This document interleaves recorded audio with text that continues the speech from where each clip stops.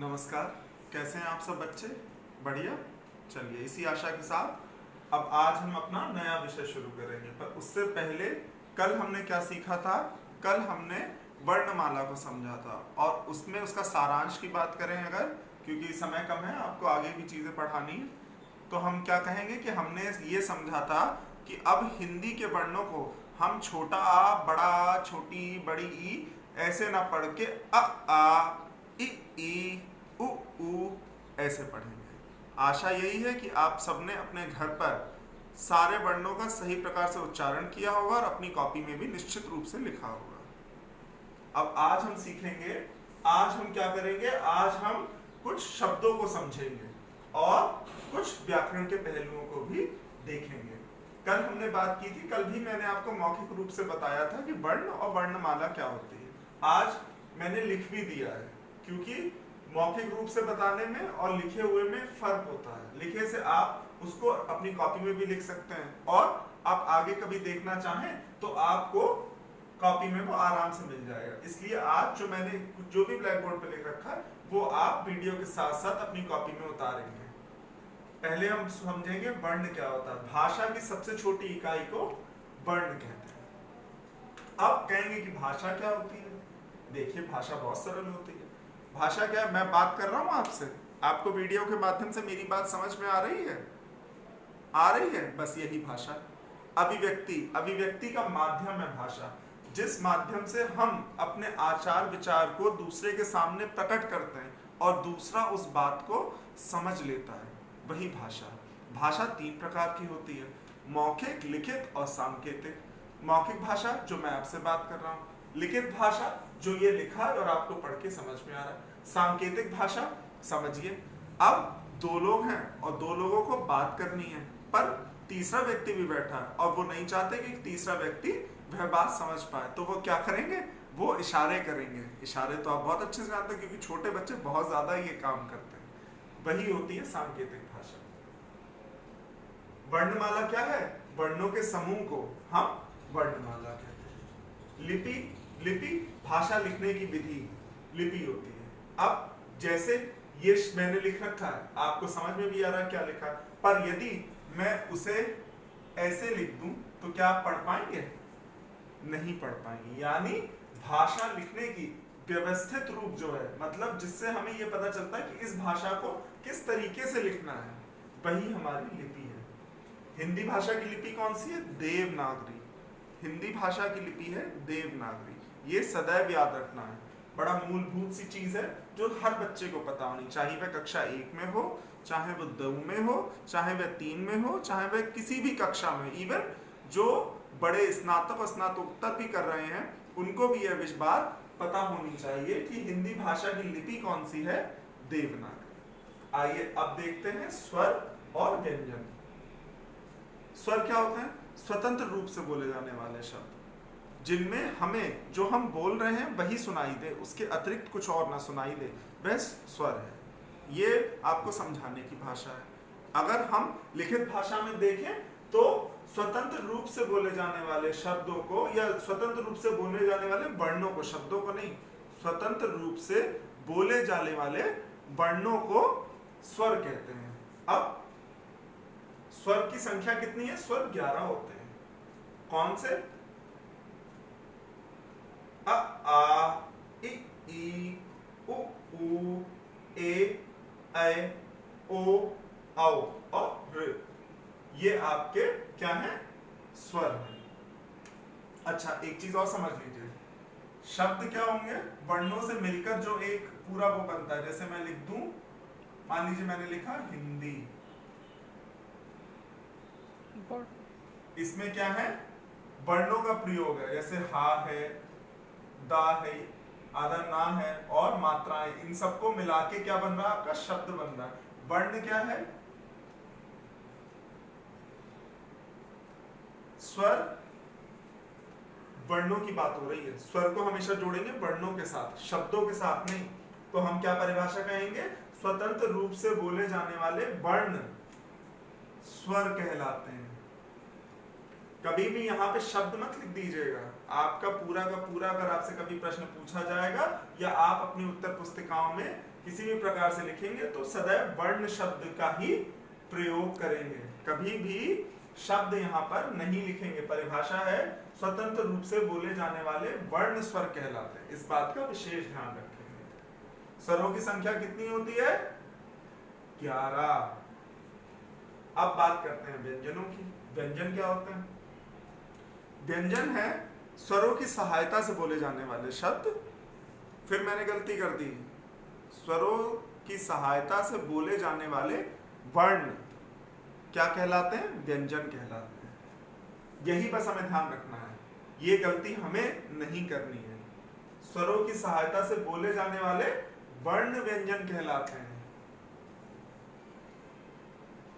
व्यंजनों की संख्या कितनी है? 33। व्यंजनों की संख्या होती है 33। अब हम बात करते हैं स्वर के विभाजन की। स्वर को हम दो भागों में विभाजित करते हैं। स्वर के दो प्रकार हैं, ह्रस्व स्वर और दीर्घ स्वर। ह्रस्व स्वर क्या होते हैं? जिन शब्दों को बोलने में आपको कम समय लगे वह ह्रस्व स्वर है, और जिनको बोलने में ह्रस्व स्वर की अपेक्षा ज्यादा समय लगे वह आपके दीर्घ स्वर है। अगर हम आम भाषा में आपको समझाने के तौर पे कहें कि जो आप जल्दी से बोल दें वह ह्रस्व स्वर, और जिन्हें बोलने में आपको समय लग जाए वह दीर्घ स्वर है। या जिन शब्दों को बोलने में मुंह थोड़ा सा खुले वह ह्रस्व स्वर, और जिनको बोलने में मुंह पूरा बड़ा सा खुले वह दीर्घ स्वर। जैसे अ, आ, ई, उ, ऊ। देखिए जोर पड़ रहा है ना, समय आप देख रहे हैं, अंतर आपको समझ में आ रहा है? जैसे मैंने कहा अ, फिर मैं कहूं आ, ई। देखिए आपको समझ में आया? यानी अ, ई, उ और रे ये ह्रस्व स्वर है। सबको बोल के देखिए, जल्दी से बोल लेंगे।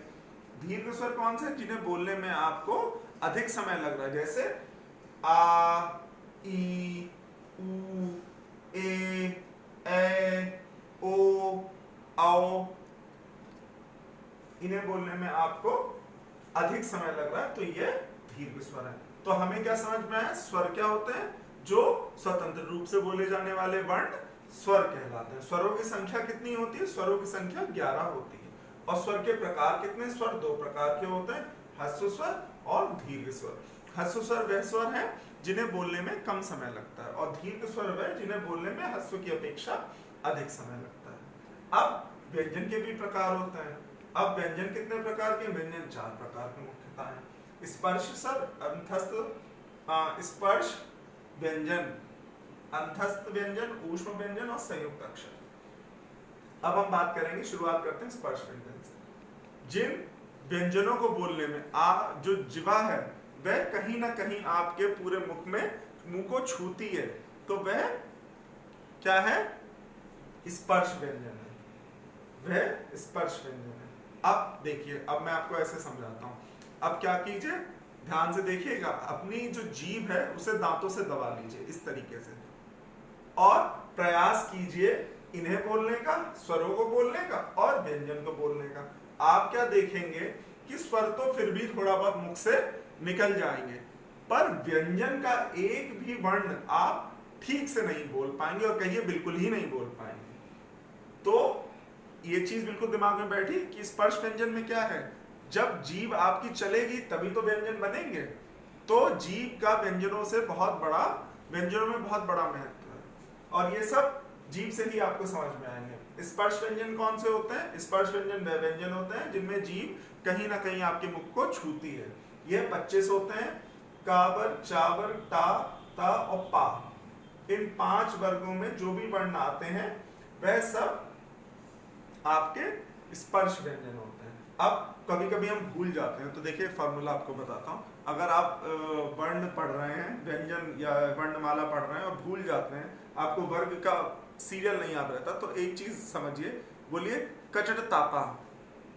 ये चीज जब आप बोलेंगे ना तो आपको वर्ग कभी नहीं भूलेंगे, क्योंकि देखिए का, खा, गा, गा, ड़ा, चा, छा, जा, जा, वहां ये याद करने में समय लगता है। वर्ग कभी कभी हम कंफ्यूज हो जाते हैं, कौन सा ऊपर कौन सा नीचे। सीधे से एक फॉर्मूला याद कर लीजिए, कचट तापा, बस ये गाइए और देखिए कितनी जल्दी आपको वर्ण समझ में आ जाते हैं। अब अंतस्थ की बात करते हैं। अंतस्थ में क्या होता है, जो जिह्वा आपकी है वह मुख को ठीक प्रकार से कहीं स्पर्श नहीं करती है। जैसे इसमें जब आप का बोलेंगे तो आपको लगेगा कि जीभ कहाँ, पर आप जब यार अलावा बोलेंगे तो जीभ आपको महसूस नहीं होगी। लग तो रही है वह मुख में, पर कहाँ लग रही है ये इतना स्पष्ट नहीं हो पाएगा जितना आपको स्पर्श में हो जाता है। ऊष्म श श स ह, ये ऊष्म है। ऊष्म व्यंजन का नामी ऊष्म यानी जिसमें ऊर्जा निकलती, ऊर्जा और वर्णों की अपेक्षा में अधिक निकलती है, वह ऊष्म व्यंजन है। अब क्या कीजिए, इसका भी एक आइडिया, ऐसे हाथ अपने मुख के आगे रख लीजिए और सब वर्णों को बोलिएगा वैसे जैसा मैंने सिखाया है। आप सब बोल के देखिए, फिर आप देखेंगे जब शा शा सा हा निकलेगा और आप उसका सही उच्चारण करेंगे, ध्यान से समझिएगा, सही उच्चारण करेंगे तो आप देखेंगे कि इनमें बाकियों की अपेक्षा अधिक ऊर्जा निकलती है, इसीलिए इन्हें ऊष्म व्यंजन कहा जाता है।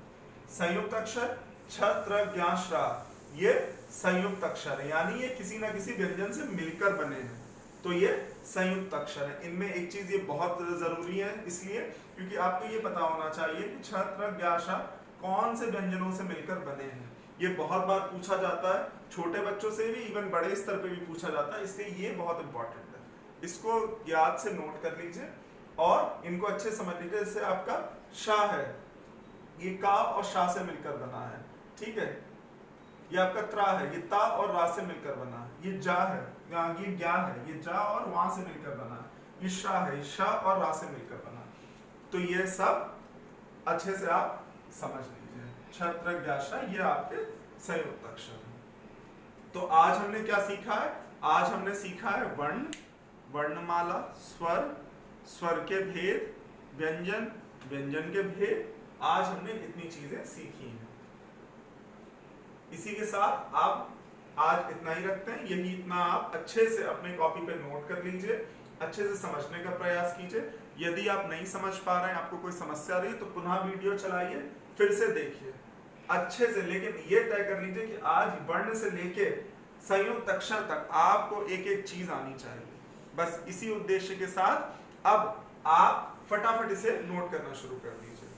और यदि आपको मेरा वीडियो पसंद आया तो लाइक कीजिए, शेयर कीजिए, कमेंट लिखिए। यदि आपको कोई प्रॉब्लम है या आप मुझे चाहते हैं कि मैं किसी और चीज पे वीडियो बनाऊं तो वो भी आप लिख सकते हैं। और मेरा चैनल सब्सक्राइब कीजिए और बेल आइकन को प्रेस कर दीजिए ताकि जो भी वीडियो मैं आगे बना रहा हूं वो आपके पास सबसे पहले पहुंचे।